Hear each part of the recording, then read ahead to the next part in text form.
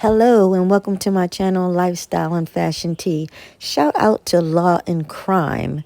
We all know this case about Luigi Mangione, who was the murderer of the United Healthcare, Brian Thompson. And I want to know if his grandmother, I'm sorry guys, knew of his mental stability. Because according to Law and Crime, the grandmother has just passed away. She passed away last year and left her 10 children and grandchildren over 30 or 40 million, maybe even more. So listen to Law and Crime and let me know what you think.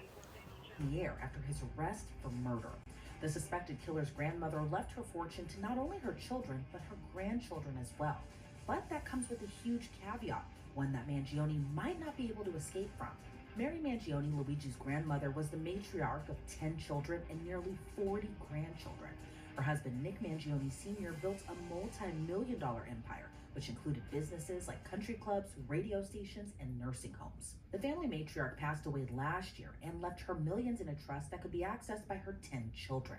One of her 10 children that can access that trust is Louis Mangione, Luigi's father. But problem is, her will specifically stated anyone charged, indicted, convicted of, or pleads guilty to a felony would be cut out.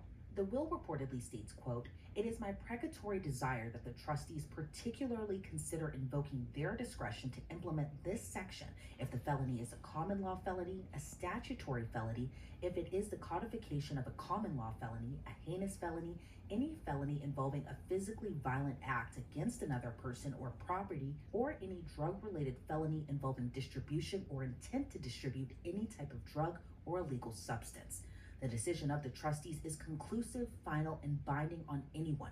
It is my precatory wish that the benefit of the doubt is not given to the individual." Essentially meaning Luigi's portion of the $30 million, which has reportedly been estimated to be worth more, he could see none of that, given he's accused of murder in one state and faces charges in another. In Pennsylvania, where Mangione was arrested, he faces charges including forgery, carrying a firearm without a license, tampering with records or identification, and second-degree criminal weapons possession, one count of second-degree possession of a forged document, and one count of third-degree criminal weapons possession. Despite seemingly being cut out of his grandmother's will, that hasn't stopped Mangione from retaining a high-profile lawyer to help fight his case.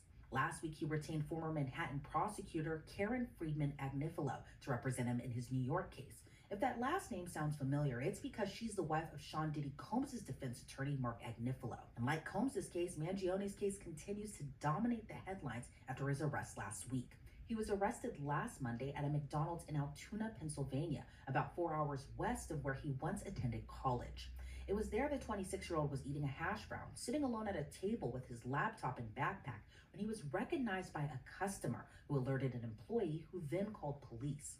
According to his criminal complaint, officers knew right away they had their guy. But when police asked him for ID, he handed them a New Jersey ID with the name Mark Rosario. And when he was asked if he had been to New York recently, as well as these parasites had it coming. While United Healthcare has stated neither Mangione or his parents received insurance through their company, officials believe Mangione was driven to kill Brian Thompson by his anger towards the health insurance industry.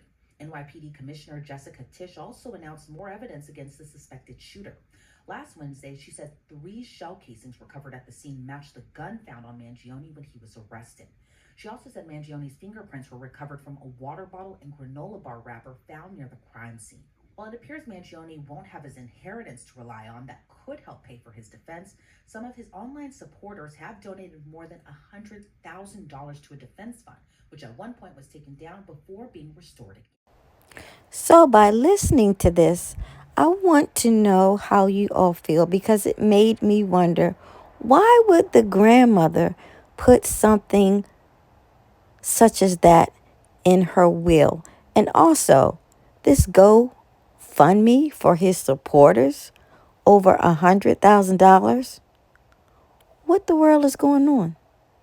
What the world is going on? How are you all feeling about him being celebrated for his actions?